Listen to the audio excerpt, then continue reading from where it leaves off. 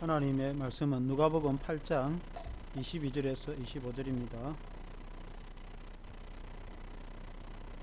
신약성경 104페이지 누가복음 8장 22절에서 25절 제가 읽겠습니다.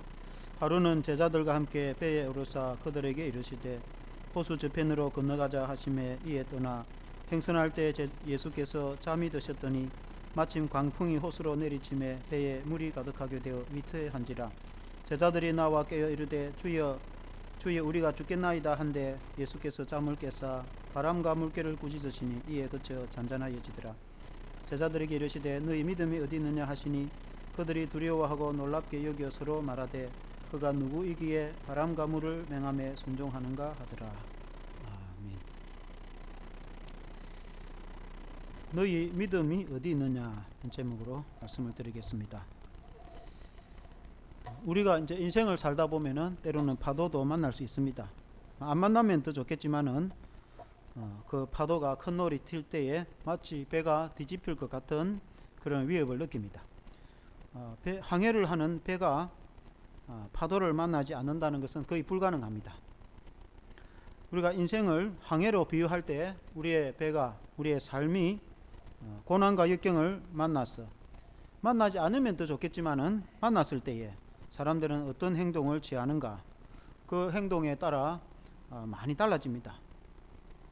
어떤 사람은 파도와 끝까지 싸우다가 애를 쓰다가 그 문제를 해결하는 경우도 있고, 또 해결하지 못할 경우는 좌절하여 쓰러지는 사람도 있습니다. 어떤 사람은 아예 처음부터 그 문제에 부닥쳐 용기를 내지 못하고 지레급을 내서 쓰러지는 사람도 있습니다.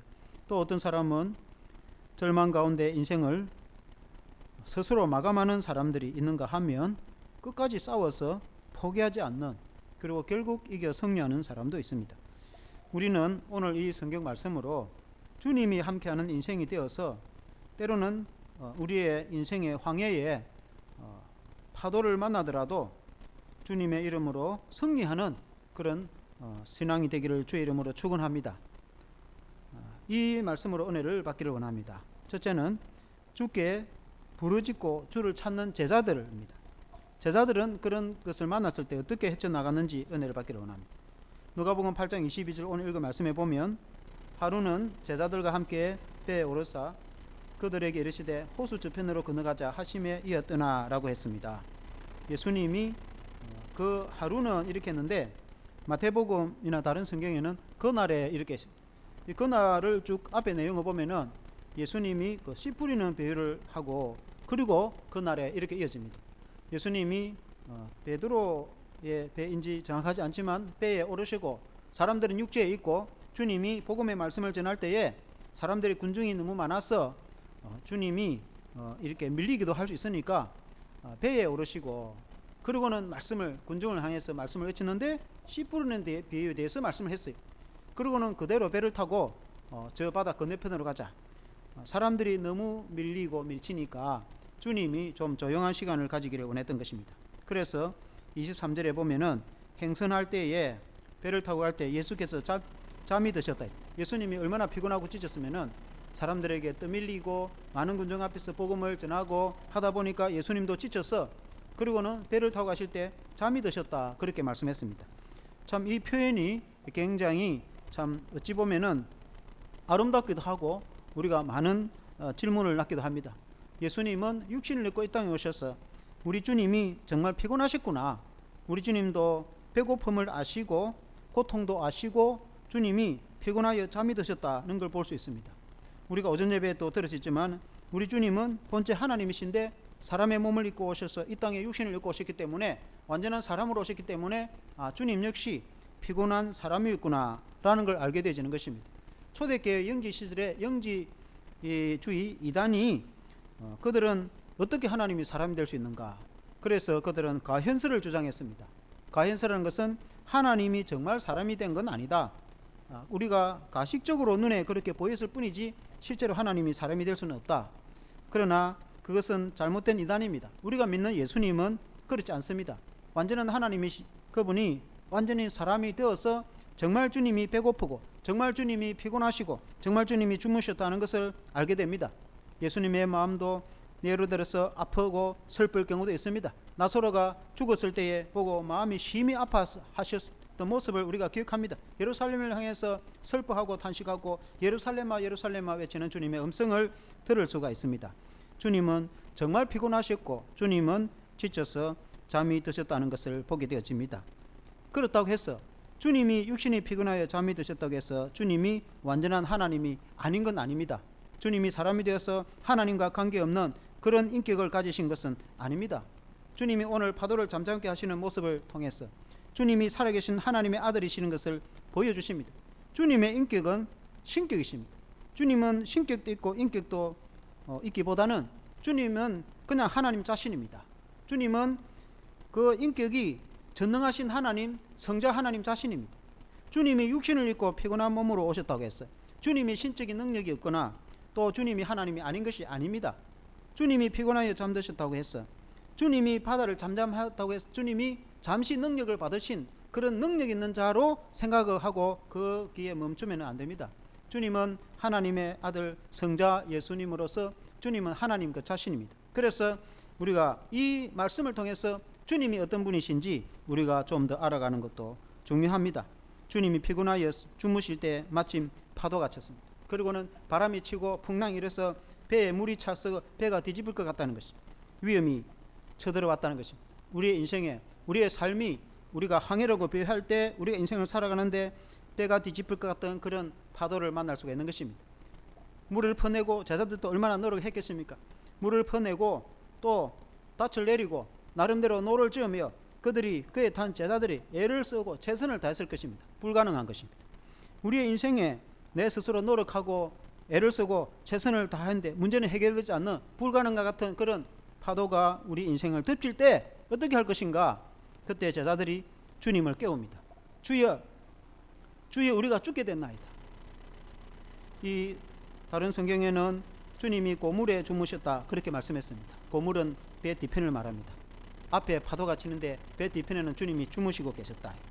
그런데 주님을 깨우는 제자들, 주님이 주무신다고 해서 주님이 하나님이 아닌 것은 아닙니다. 그러나 제자들이 위기에 처하니 어쩔 수 없었어. 일단 주님을 깨웁니다. 주여 우리가 죽게 됐나이다. 죽겠다는 것입니다. 우리의 인생이 정말 죽겠다는 생각이 들었을 때에 주님을 깨워 주님께 부르짖는 그런 성도가 있습니다. 이 제자들이 주님을 찾고 그때서야 주님을 부르짖습니다. 도저히 안 되겠으니까, 더 이상 어쩔 도리가 없으니까 주님을 찾는다는 것입니다. 그렇게라도 주님을 찾는 것이 중요합니다. 배에 물이 가득하여 위태하게 되었다. 그들의 노력이 소용이 없다. 그들이 물이 차서 배가 뒤집을 것 같은 그 난간을 헤쳐가 나갈 도리가 도저히 없다. 인간의 생각으로, 인간의 이성으로, 인간의 노력으로, 자신의 능력으로는 불가능한 것. 그 관리를 받아야 다 수장될 수도 있는 것입니다. 그때에 그들이 주님을 찾고 주님을 깨우고 주님을 부르짖습니다. 24절에 보면은 제자들이 나와 깨어 이르되 주여 주여 우리가 죽겠나이다. 얼마나 다급했으면은 주님을 찾고 주여 주여 주여. 오늘 우리 기독교인들도 우리가 어려울 때 주여 부르고 주님을 찾고 주님의 이름을 부를 때에 결코 실망하지 않아도 됩니다. 반드시 주님은 도우실 것이기 때문에 그렇습니다. 주님이 제자들과 함께 바다를 건너가자 하실 때 그 바다 가운데서 수상시키려고 건너가고자 한 것은 아닙니다.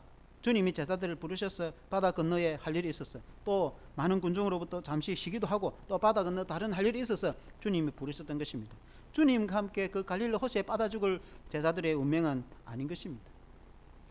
설령 그들이 예수님을 믿다가 나중에 복음 선교하다가 순교할지언정 바다에 그냥 빠져 죽을 운명은 아니다는 것을 우리가 성경을 통해서 잘 알 수 있다 이 말이죠.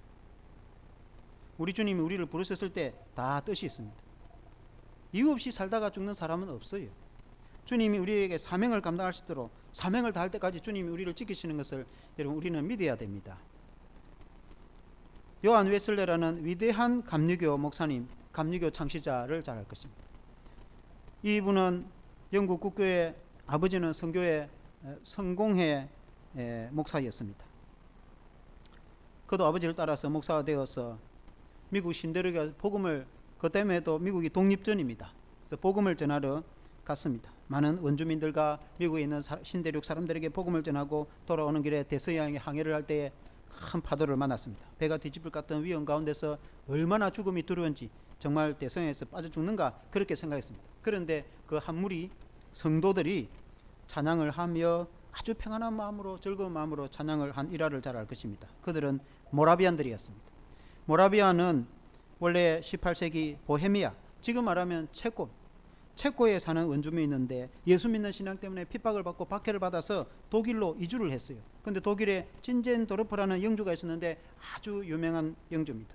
그분이 신앙이 좋은 사람, 그들을 맞이해서 땅을 일구고 살게 했고 공동집을 짓고 공동체 생활을 했습니다. 그들은 예수 믿는 믿음 때문에 박해를 받고 피신을 했기 때문에 오직 그들은 주님을 뜨겁게 믿고 찬양하고 예배하고 성령의 능력을 받아서 그들이 선교합니다. 그 해외에 미신대륙뿐만 아니라 그들은 아무도 가지 않는 저 북부 에스키모 같은 그런 데 가서 복음을 전해서 그들이 전한 그 후세들이 지금도 신앙생활을 잘 하고 있습니다. 이 모라비안들은 성령의 능력을 받아서 얼마나 뜨겁게 찬양을 했는지, 대서양을 항해할 때에 그들이 평신도 집사들이었음에도 불구하고 얼마나 평안한 마음으로 하나님을 찬양하는 모습을 본 이 목사 웨슬레가 너무나 충격을 받았습니다. 어떻게 사람이 이런 상황에서 두려움도 없이 평안한 마음으로, 가장 평안한 마음으로 하나님을 찬양할 수 있는가? 그들은 모라비안들인데 그들이 성령 충만하여서 그렇게 평안하게 하나님을 찬양하는 모습에 엄청난 감동과 충격을 받았습니다. 그리고 그가 영국으로 돌아가서 열정적으로 사역을 하고 훗날 감리교, 성경의 사람들의 미지근한 신앙을 극복하고 그들의 뜨거운 찬양을 하며 세계 선교를 감당하는, 세계를 내 교구로 삼겠다 하는 그런 감리교를 창시하는 웨슬레 목사님이 되셨습니다. 그 위험한 가운데 주님은 그들을 지켜주신 것을 신앙으로 인생을 통해서 고백을 하고 있습니다. 우리의 인생의 항해 가운데서도 결코 주님을, 우리를 버리거나 포기하지 않습니다. 주님을 찾고 부르짖는 제자들처럼 좀 믿음이 부족하더라도 주님을 찾는 저와 여러분 되시기를 주의 이름으로 축원합니다. 둘째는 주님을 더 알아가는 제자들입니다. 24절에 보니까 제자들이 나와 깨어 이르되 주여 주여 우리가 죽겠나이다 한데 예수께서 잠을 깨사 바람과 물결을 꾸짖으시니 이에 그쳐 잔잔하게 되었더라. 주님이 꾸짖으시니까 잠잠하게 됐다는 것입니다. 주님이 바람과 물결을 꾸짖으시니까 잠잠하게 됐다는 것입니다. 우리가 오전 예배도 말씀드린 주님이 창조주가 되신다고, 성자 하나님이 되신다고 말씀을 드렸습니다. 주님은 천지를 창조하시며 운행하시는 분이십니다. 그러므로 바다의 파도를 잠잠케 하는 것은 주님에게는 아무것도 아닙니다. 우리 주님은 물질 세계도 다스리시고 통치하시는 분이신 것을 믿습니다. 우리 주님은 능치 못할 일이 없으십니다. 주님이 꾸짖으셨다. 자연을 향해서 꾸짖으셨다고 주님 말씀합니다. 그러니까 자연이 주님께 순종을 했습니다. 그때 제자들이 그 모습을 보고 얼마나 놀랐겠습니까? 제자들은 예수님의 부름을 받아서 배울 때 그때까지만 해도 주님이 이런 정도인 줄을 몰랐어요. 오늘 우리가 교회를 다니는 성도들도 적어도 주님이 어떤 분인지, 이런 정도 되는 분인지 모르고 교회를 다니는 사람 많습니다. 주님이 질병도 꾸짖으시는 것을 보게 됩니다. 주님이 베드로의 집에 방문을 하여 장모가 열병이 들었을 때 그 질병을 꾸짖으시니 그 열병이 떠나갔다, 그렇게 말씀했습니다. 질병을 향해서 꾸짖으시니까 그 열병이 떠나갔다. 주님은 능력과 권세가 있으신 분이신데 병을 향해서 꾸짖으시니 떠나가게 되는 것입니다. 우리 주님은 질병을 향해서 꾸짖으시기도 하고 주님은 자연을 향해서 꾸짖으시기도 하신 그런 통치자이십니다. 다스리신, 세계와 만물과 우주를 통치하시는 다스리시는 주님이심을 보여줍니다. 제자들이 보고 깜짝 놀랐습니다. 그가 누구이기에 파도가 잠잠하는가? 명령하고 꾸짖으시니 파도가 잠잠한가? 바다를 잠잠하게 하실 수 있는 분인가? 25절에 보니까 제자들에게 이르시되 너희 믿음이 어디 있냐 하시니 그들이 두려워하고 놀랍게 서로 여겨 말하되 그가 누구이기에 바람과 물을 맹함에 순종하는가? 바람과 물을 맹하니까 어떻게 바람과 물이 순종하는가? 그 말은 제자들이 그때까지 몰랐다는 것입니다. 그러니까 제자들이 예수님의 제자로 부름을 받아서 배우고 있는 중이었, 그러니까 성장해 가는 과정이었어요. 그런데 예수님에 대해서 온전히 몰랐다는 거예요. 이런 정도인지 몰랐다는 것입니다.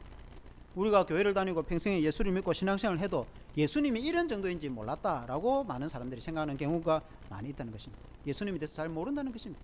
예수님을 안 믿는 건 아닌데, 예수님에 대해서 모르는 건 아닌데, 전적으로 예수님에 대해서 불신앙은 아닌데 정말 예수님이 어떤 분인지 그 정도인지 생각을 안 하고 살아간다는 뜻입니다. 그래서 예수님을 잘 의지하지 않습니다. 자신의 문제가 생겨도 인생을 살아갈 때 힘이 들어도 주님께 매달려서 기도하는 그런 모습이 적다는 것입니다. 주님이 해결해 주지 못할 문제는 없습니다. 주님이 모든 우주 만물도 창조하시고 다스린 분이신데 주님 앞에 문제가 되겠습니까? 문제보다도 훨씬 크신 분이 우리 주님이신 것입니다. 우리가 그것을 믿고 살아가야 되는 줄로 믿습니다. 제자들도 몰랐다는 것입니다. 어떻게 그럴 수가 있는가? 그가 누구인지도 몰랐다는 뜻입니다. 그가 누구인 게 이렇게 되는가? 여러분, 우리가 인생을 다 보내고 나서 열심히 교회생활을 하고 신앙생활을 나서 예수님이 그 정도 그때 가서 몰랐다. 여러분, 얼마나 억울하겠습니까?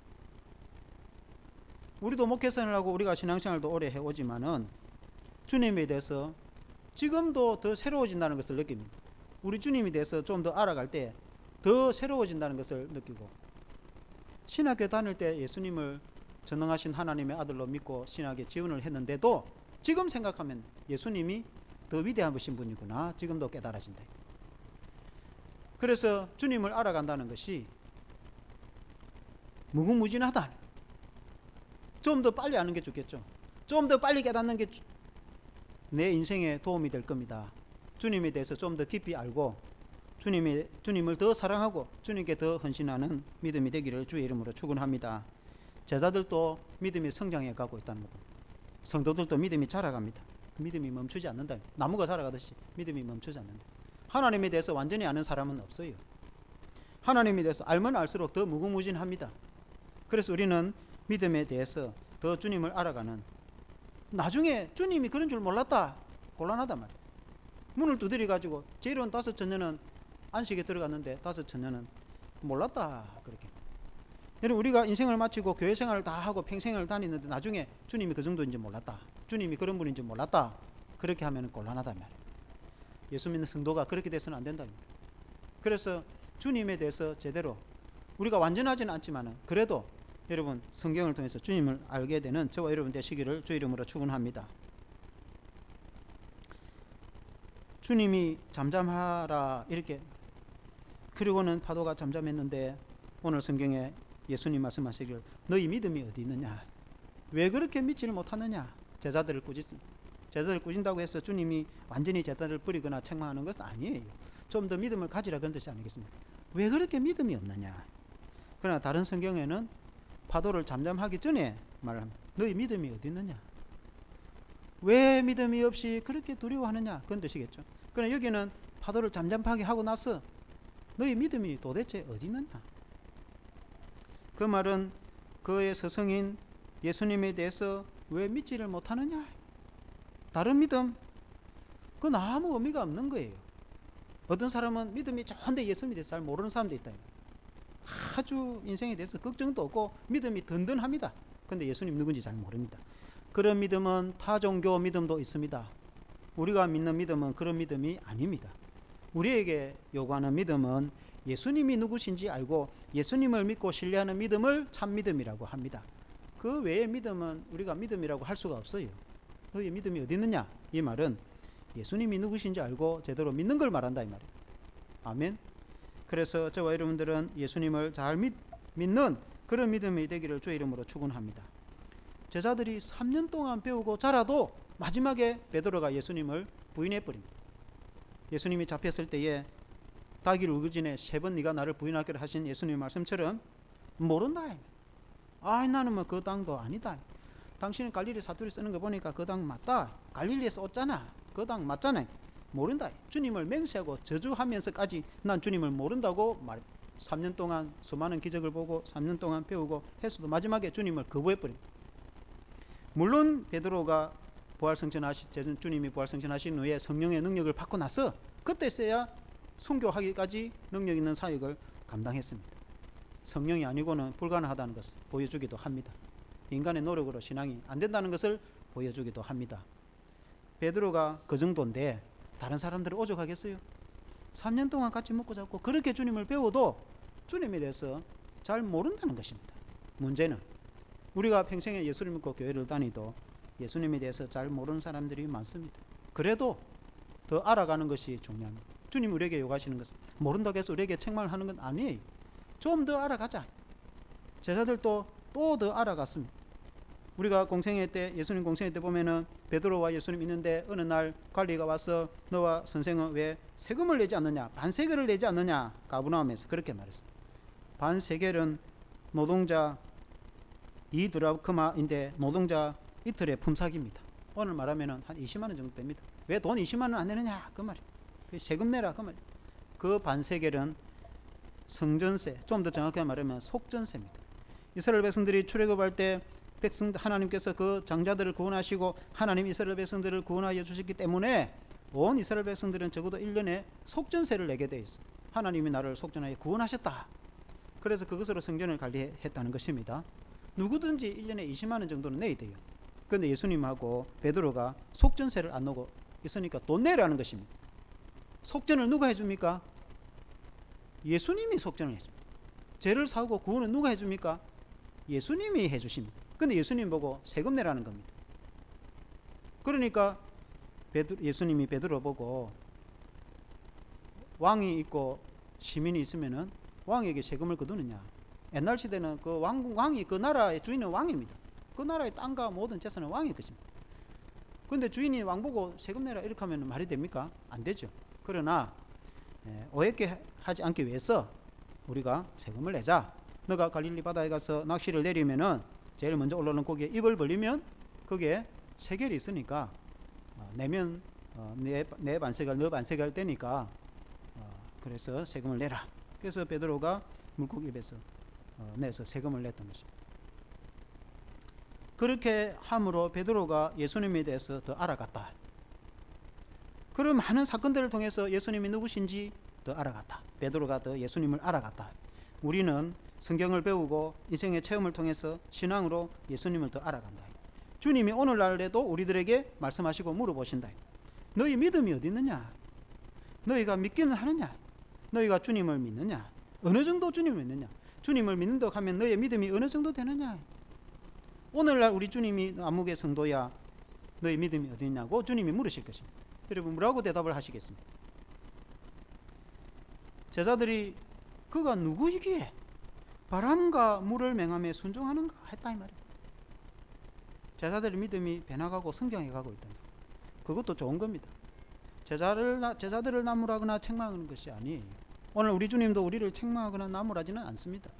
주님 우리에게 요구하시는 것은 더 큰 믿음을 가지라는 뜻입니다. 더 발전을 해간다는 성경을 배우고 교리를 배우고 신앙을 통해서 더 주님을 알아가라. 성장해가라. 멈추지 말고 거기에서 멈추지 말고 이 정도면 안 됐나 이렇게 생각하지 마라. 예수님을 알아가는데 좀 더 성장해서 믿음의 성숙한 그리스도의 장성한 분량에 이르기까지 좀 더 성장하고 성장하고 성숙한 그리스도인 살아계신 주님을 인격적으로 만나고 체험하는 그런 믿음의 성숙에 이르기까지 믿음에 자라가라. 지금까지 내가 어릴 때부터 교회를 다니고 지금까지 내가 수십 년 교회를 다니는데 이 정도면 안 됐나? 라고 멈추지 말고 좀 더 자라 성장해 가라. 제자들도 믿음이 성장해 가는 것을 보게 되는 것입니다. 결론적으로 우리가 적용해 보면은 제자들이 두렵고 놀람으로 주님을 고백했다. 그가 누구이기에 25절에 보면은 제자들에게 이르시되 너희 믿음이 어디 있느냐 하시니 제자들이 두려워하고 놀랍게 여겨 서로 말하되 그가 누구이기에 바람과 물을 맹함에 순종하는가 라고 해. 제자들이 두려워하고 놀랍다. 하나님 앞에서 두렵고 떨림으로 하나님을 씁니다. 하나님은 인생과 다릅니다. 하나님은 인생이 아니시다. 하나님은 사람이 아니시다. 하나님의 생각은 우리보다 높다는 것입니다. 우리의 생각으로 하나님을 마주하면 안 돼요. 하나님은 거룩하시고 전능하신 분이십니다. 하나님의 임재 앞에는 두렵고 떨림이 있어야 된다 말이에요. 어느 누구든지 하나님 앞에서는 겸손하지 않으면 안 돼요. 하나님 앞에서는 두렵고 떨림으로 하나님을 맞아야 된다 말이에요. 하나님 앞에서 주님 앞에서 두렵고 떨리는 마음, 두렵고 떨리다 말하면 겁이 나서 도저히 하나님 앞에 못 가겠다 그런 마음이 아니고 그런 것은 불신자들이 심판받을 불신자들이 가진 마음. 우리 예수 믿는 성도 구원받은 성도는 경건한 마음으로 하나님을 사랑하는 마음으로 아버지를 대하는 것 같이 하나님 앞에서 두렵고 떨림으로 하나님 앞에 나아가서 더 주님을 알아가는 믿음의 성도가 되어야 될 줄로 믿습니다. 이 믿음으로 승리하는 저와 여러분 되시기를 주 이름으로 축원합니다. 기도하겠습니다. 하나님 아버지 풍랑을 잠잠케 하시는 주님의 모습을 보고 주님이 어떤 분이신지 우리가 더 알아갑니다. 성경을 통해서 제자들이 주님을 더 알아가듯이 우리가 성경을 통해서 주님을 더 알아가게 됩니다. 우리의 믿음이 더 성장하고 믿음이 더 성숙해 가기를 원합니다. 우리의 믿음이 여기에 멈추지 않고 그리스도의 장성한 분량에 이르기까지 더 자라고 성장해 가기를 원합니다. 사람들은 생각하기를 이 정도 하면 안 되나 이렇게 생각을 합니다. 하나님 아버지 불신자들은 그들은 예수님을 알지도 못하면서 그들의 인생이 다 아는 것 같이 착각을 하고 살아가기도 합니다. 뿐만 아니라 교회 다니는 믿음의 성도들도 그 믿음이 다 자란 걸로 착각을 하면서 살아가는 사람들이 많습니다. 그러나 우리 주님을 알아가면 알아갈수록 더 그 믿음의 신비함과 그 믿음의 오묘함은 우리가 더 무궁무진하게 은혜를 받게 되는 것을 주님 앞에 고백합니다. 그러므로 우리가 주님을 더 알아가는 성도가 되고 주님의 제자가 되기를 원합니다. 하나님 아버지, 우리가 지금까지 예수님을 믿고 지금까지 성경을 통해서 예수님을 배우고 지금까지 우리가 인생의 체험을 통해서 주님을 은혜를 체험하는 많은 기적의 체험도 있지만 하나님 아버지, 주님은 전능하신 하나님의 아들로서 지금도 우리와 함께 하시며 이 세상 끝날까지 내가 너희와 항상 함께 하시라고 말씀하셔서 성령으로 우리와 동행하시는 좋으신 주님이십니다. 주님은 결코 우리를 실망시키지 않으십니다. 비록 인생의 풍랑을 만날지라도 두려워하지 말고 용기를 가지고 담대하게 주님을 의지하여서 예수 그리스도 이름으로 담대하게 나아가면 주님이 해결하지 못할 장벽은 아무것도 없는 것입니다. 갈릴리 호수를 창조하신 주님은 갈릴리 호수를 통치할 수 있는 분이십니다. 우리 모든 세계를 다스리고 통치하시는 주님은 우리의 인생도 지키시고 보호할 수 있는 주님이십니다. 그러므로 우리가 주님을 의지하며 이 세상에서 실망하지 아니하며 낙심하지 아니하며 좌절하지 아니하며 주님을 믿고 희망으로 우리가 세상을 이길 수 있는 용기 있는 성도가 되게 하여 주시옵소서. 예수님 이름으로 기도합니다. 아멘.